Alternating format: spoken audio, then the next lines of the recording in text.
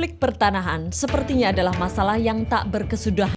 Kalikong pengusaha dan penguasa dalam penguasaan lahan sudah menjadi cerita lama. Lantas, sampai kapan hal ini akan terus terjadi? Siapa yang harus bertanggung jawab? Rakyat dibenturkan dalam ketidakpastian.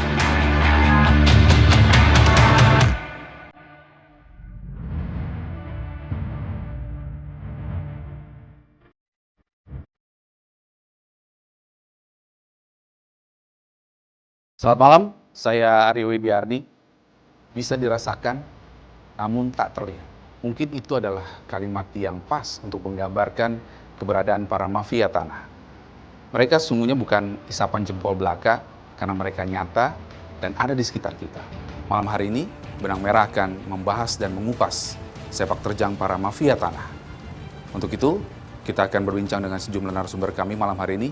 Yang pertama, ada Pak Nur Marzuki, Sekjen Badan Pertanahan Nasional. Selamat malam, Pak Marzuki. Selamat malam, Mas Aryo. Kemudian di sebelahnya ada Pak Syafran Sofyan, ini Ketua Ikatan Pejabat Pembuat Akta Tanah. Selamat malam, Pak Syafran. Selamat malam. Kemudian yang terakhir ada Mas Yandri Santo, ada dari Komisi 2 DPR. Selamat malam, Mas Yandri. Selamat malam, Mas Aryo. Saya mau ke Pak Syafran dulu. Sesungguhnya kalau kita bicara soal mafia tanah itu mereka ada nggak sih? Baik, terima kasih.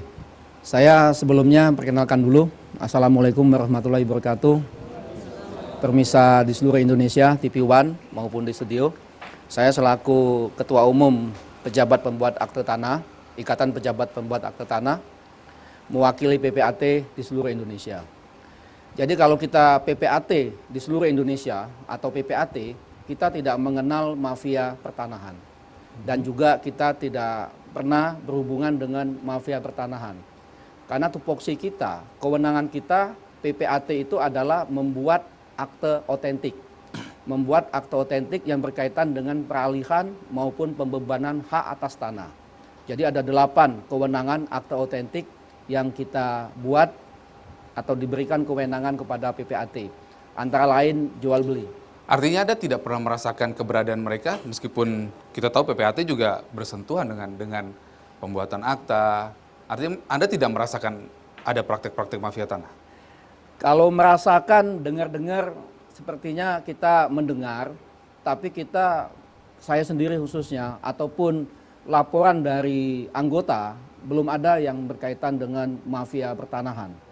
Karena memang yang kita lakukan itu adalah sesuai dengan peraturan perundang-undangan. Kalau tidak diatur di dalam peraturan perundang-undangan, kita tidak ada kewenangan untuk di dalam membuat akta otentik. Gitu. Meskipun nyatanya banyak pemalsuan akte, kemudian ada sertifikat ganda. Ya, memang di dalam praktek ada kita mendengar ada sertifikat ganda, ataupun juga ada identitas ataupun keterangan-keterangan yang tidak akurat. Nah, inilah yang nanti kita harus persamaan persepsi baik dengan BPN maupun dengan penegak hukum, bahwa tanggung jawab dari PPAT itu adalah formal sesuai ketentuan dari undang-undang. Jadi kita tidak bertanggung jawab secara material akta ataupun material identitas ataupun keterangan yang diberikan oleh para pihak itu tidak benar. Baik. Nah, berkaitan dengan sertifikat, tentunya kita ada kewajiban untuk mengecek langsung kepada kantor pertanahan setempat apakah sertifikat itu ada masalah atau tidak. Kalau dia berkaitan dengan tanah-tanah yang belum sertifikat, kita juga diwajibkan untuk meminta keterangan dari pihak kelurahan, dari RT RW, bahwa memang tanah itu tidak dalam sengketa. Baik. Pak Nur Marzuki, dalam kasus sengketa tanah Pemprov DKI di Cengkareng misalkan, Pak Ahok itu berteriak-teriak, ini ada mafia tanah nih. Saya bahkan korbannya katanya, karena DKI ternyata membeli tanahnya sendiri. Nah, Pak Ahok berteriak-teriak nih, ada mafia tanah. Nah, sebenarnya mafia tanah itu ada nggak sih, seperti yang apa dikatakan oleh Pak Ahok?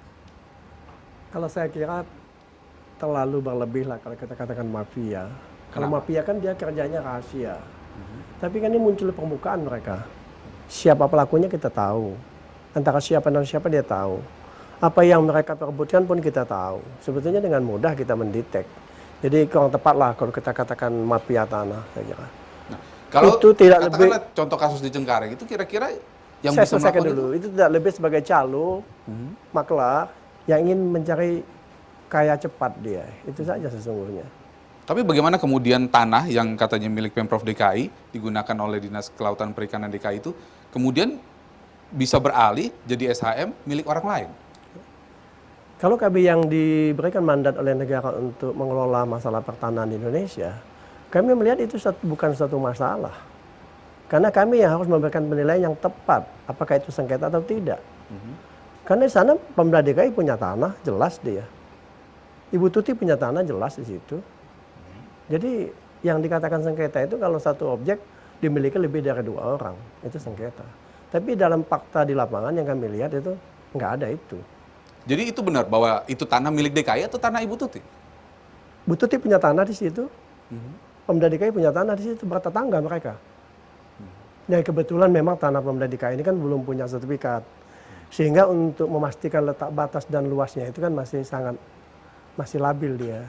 Sehingga setelah kita cek di lapangan, saya kira ada 2 bidang yang bersandingan di situ.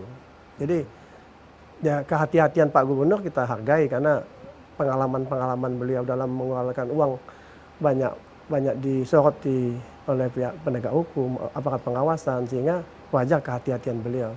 Dan faktanya kita sudah diskusikan itu sesungguhnya tidak ada masalah sih di lapangan. Baik. Mas Yandri ini melihat kasus mafia tanah ini ada nggak kalau Pak Sofron tadi bilang ya masih belum beliau jawabnya masih belum yakin lah. Kalau Anda melihat gimana? Saya kira tanah ini kan memang rumit ya. Di mana jumlah tanah di bumi ini tidak bertambah. Orang bertambah, kebutuhan bertambah. Akhirnya masalah tak bertambah juga dengan tanah. Kalau kita lihat misalkan 3 bulan terakhir kan hampir 4.000 kasus tanah yang masuk ke BPN ya. Baru sekitar setengah diselesaikan. Artinya kalau kita mau jujur sebenarnya, pasti banyak pemain sebenarnya di tanah ini.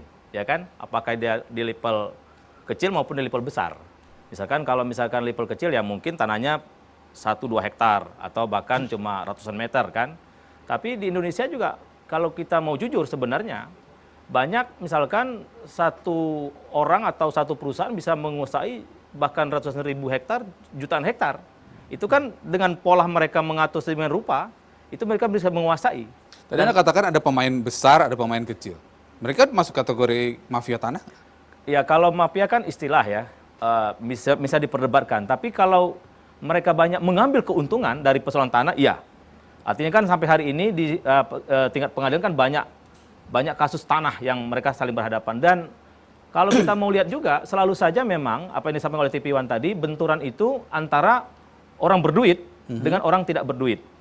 Dan kalau juga kita lihat hasilnya, di ujungnya itu pengadilan ataupun hasil dari penyelesaian sengketa tanah itu, hampir nyaris tidak ada orang pinggiran atau orang kaum du'afah ini memenangkan pertarungan kalau ada misalkan pemodal besar untuk menguasai tanah tertentu. Nah ini artinya Undang-Undang Pokok Agraria nomor 5 tahun 60 itu belum merasuk keadilan kepada masyarakat. Kan tujuannya misalkan memberikan kebahagiaan, kepastian hukum, keadilan bagi rakyat, khususnya petani di situ disebut loh. Nah, tapi kan kalau kita lihat hari ini misalkan bagaimana kasus si Kancil di Jawa Timur, Mas Suji, kasus Mas Suji ada yang terbunuh. Kemudian di Serang, di dapil saya di Banten juga banyak kasus tanah. Anda menekankan soal keadilan. Nanti kita akan buktikan di segmen berikutnya bahwa masyarakat kecil atau orang-orang tertentu dipermainkan keadilan. Kami akan membuktikan mafia tanah itu ada atau tidak. Tunggu kami di segmen berikutnya, tetap bersama kami.